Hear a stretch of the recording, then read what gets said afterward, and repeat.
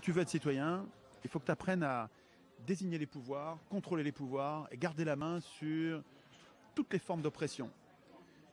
Le fait que la police... On va avoir besoin de police dans des grandes sociétés comme les nôtres. Mais le fait que la police se permette de nous nasser,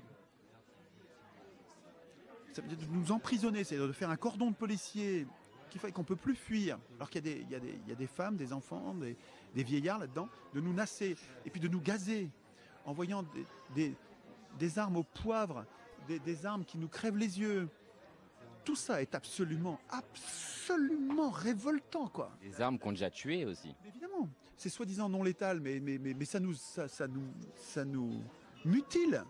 Le fait que la police se permette de faire ça, c'est complètement scandaleux, mais ça dépasse, si vous voulez, les personnes qui font ça.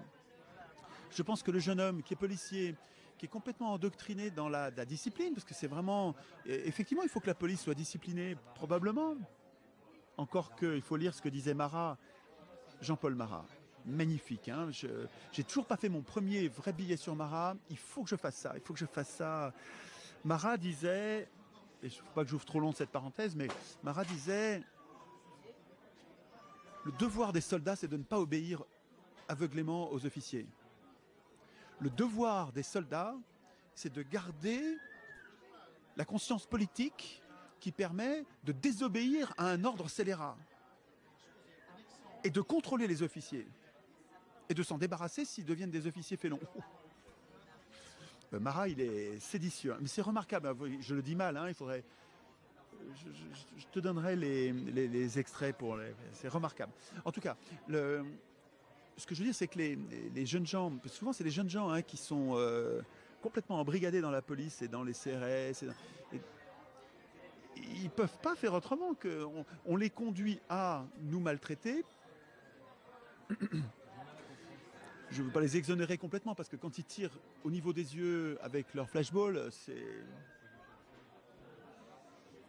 Mais on a un problème institutionnel. Nous devrions avoir des institutions qui surveillent les pouvoirs pour qu'eux ne nous surveillent pas tant. Si nous sommes tant surveillés et si nous sommes impuissants par rapport à ces pouvoirs, c'est juste parce qu'on s'en fout, parce que nous ne nous occupons pas de les instituer.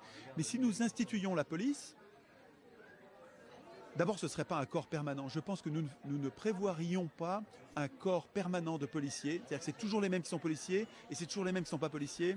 Ça, Robespierre nous annonçait déjà très bien dans le discours sur les gardes nationales que c'était la voie royale pour la tyrannie. Il faut que la police soit composée de conscrits. Ça veut dire comme l'armée autrefois, vous n'avez pas connu ça, tu es trop jeune pour avoir connu ça je pense, mais autrefois l'armée était composée d'appelés. C'est-à-dire que tout le monde faisait partie de l'armée. Pour être citoyen, il fallait que tu aies fait ton service militaire. Et en Suisse, ils font leur service militaire toute leur vie. Tous les 2 ou 3 ans, je ne sais plus combien, tous les quelques années, ils vont faire 6 mois de service militaire. Et puis ils ont leurs armes de militaires, de soldats. C'est pareil en fait, hein. Citoyens, soldats, c'est pareil. Ils ont leurs armes à la maison, prêts à défendre leur pays. Et tout le monde, et ça tourne. Et si vous voulez, les policiers, ça devrait être nous. Et si c'était nous, tu aurais beaucoup moins de risques que les policiers nous tirent dessus. Le gars qui est policier pendant 6 mois ou 1 an de sa vie, quand on lui dit de tirer sur ce groupe, il sait bien que demain c'est lui qui va y être. Donc il ne va pas le faire. Donc c'est pour ça que les pouvoirs professionnalisent l'armée et la police. C'est parce qu'une fois qu'ils sont professionnalisés, ils arrivent à concevoir de nous tirer dessus, de tirer dessus sur le peuple qu'ils sont censés défendre. À mon avis, dans une constitution populaire, nous rendrions avec les défauts, ça va avoir des défauts d'amateuriser la police et l'armée. Ça a des défauts parce que ça les rend moins compétents. Mais en même temps, ça protège le peuple, quoi. Enfin, il me semble. Bon, ça, c'est des sujets d'atelier constituant, ça. Qu'est-ce qu'on fait? Est-ce qu'on professionnalise l'armée et la police ou est-ce qu'on les déprofessionnalise? On garde comme professionnels peut-être les officiers, mais les troupes de base, c'est-à-dire le gros des troupes, police et armée, est-ce qu'on les laisse pas amateurs pour nous protéger, nous, contre eux, quoi?